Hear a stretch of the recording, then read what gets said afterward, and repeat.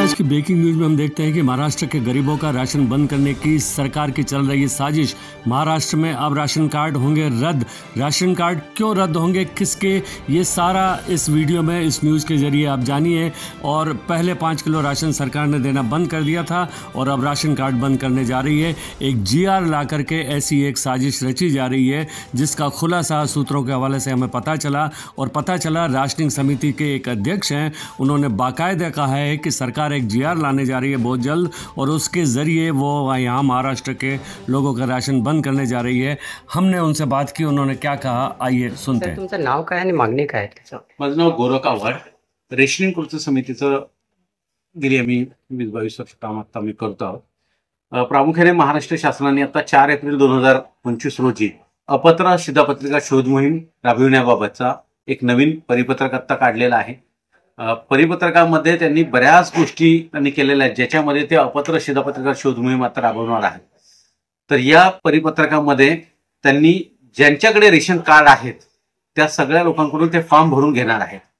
Form घेतायत, कशा करता घेतायत, काय घेतायत याच्याबद्दलची त्यांनी माहिती त्याच्यामध्ये दिलेली आहे। परंतु या सगळ्या प्रकारामध्ये महाराष्ट्र शासनाला याच्यातली कार्डधारकांची संख्या कमी करायचं आहे असं या परिपत्रकातून एक वाटतं। कारण या परिपत्रकामध्ये कुठेही त्यांनी असंघटित कामगारांचा उल्लेख केलेला नाही, त्यांना शिधापत्रिका दिलेल्या आहेत। बेघर शिधापत्रिकांचा याच्याबद्दलचा उल्लेख केलेला नाहीये। जे लोक भाड्याने राहतात असे महाराष्ट्रामध्ये अनेक संख्या आहेत, मुंबईमध्ये त्याच्यातली मोठी संख्या आहे। या भाड्याने राहणाऱ्या लोकांच्या बद्दलचा या परिपत्रकामध्ये कुठे उल्लेख नाहीये। ही लोक त्यांचा वास्तव्याचा पुरावा देऊ शकणार नाही आणि मग जर त्यांनी वास्तव्याचा पुरावा दिला नाही तर हे सगळ्या लोकांची रेशन कार्ड रद्द केली जाणार आहेत, निलंबित केली जाणार आहे। तेव्हा हा महाराष्ट्रातल्या अनेक जवळजवळ 30 ते 35% लोकांवरचा हा मोठा धोका आहे आणि हा GR महाराष्ट्र शासनाने परत घ्यावा यासाठीचं रेशनिंग कृती समिती म्हणून आम्ही मुंबईमधले महाराष्ट्रातले वेगळे जिल्हा पुरवठा अधिकारी आहेत, मुंबईतले जे डेप्युटी कंट्रोलर यांच्याकडे आमचं डेलिगेशन जाऊन त्यांना ह्या GR परत घ्या याबद्दल आम्ही सांगणार आहोत किंवा या GR मध्ये या सर्व असंघटित आणि या सगळ्या घटकांचा विचार केला जाईल पाहिजे। त्यांच्या दृष्टीनेही हे रेशन कार्ड कसं चालू राहील याबद्दलचा विचार केला पाहिजे। अन्यथा आम्ही याबाबतचं एक आंदोलन रेशनिंग कृती समिती म्हणून पुढल्या काळामध्ये आम्ही नक्की करणार आहोत। या GR मध्ये काय असं लिहिलेलं आहे सर की त्याच्यावरती आपल्याला काय लिहायची गरज आहे? या GR मध्ये प्रामुख्याने आता जे कार्डधारक आहेत यांनी यांचा वास्तव्याचा पुरावा सादर करावा आणि त्याचबरोबर उत्पन्नाच्या बद्दलचं काही गोष्टी त्या फॉर्म मध्ये टाकायच्या आहेत। उत्पन्नाच्या बद्दल उत्पन्न किती आहे हे त्या फॉर्म मध्ये टाकायचं आहे। आता महाराष्ट्र शासनाकडे जी काही रेशनची उत्पन्न मर्यादा आहे, जी अन्न सुरक्षाचा लाभ घेण्यासाठीचं 59,000 रुपये शहरामध्ये आणि ग्रामीण भागामध्ये 44,000 रुपये उत्पन्न मर्यादा आहे। ही उत्पन्न मर्यादा म्हणजे गरिबाची चेष्टा करणारी आहे।